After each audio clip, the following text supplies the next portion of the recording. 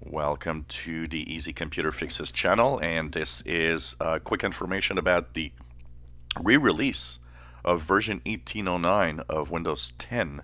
So if you weren't able to get it in October because it was pulled on October 2nd, during the day today, you should be able to get this and update. You'll be able to use the media creation tool at some point where the October 2018 update is going to be available.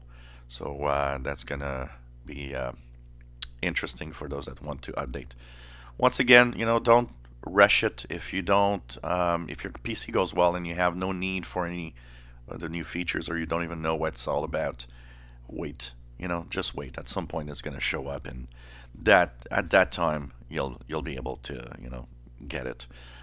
Because very often when it doesn't show up in the Windows updates, it often is because there's some flaw or something that doesn't work on your PC, and so for that reason they know and they don't push it to you. So that's why I always say don't force it, wait for it.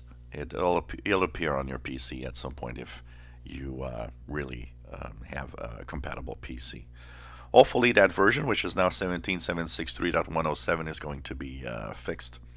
And of course, if you're on Windows 10 1809 already, well, now as we speak, you should be getting an update that brings KB4464455, and will send your build at 17.763.107, which is the latest 1809 or October 2018 build number. If you enjoy my videos, please subscribe, give us a thumbs up. Thank you for watching.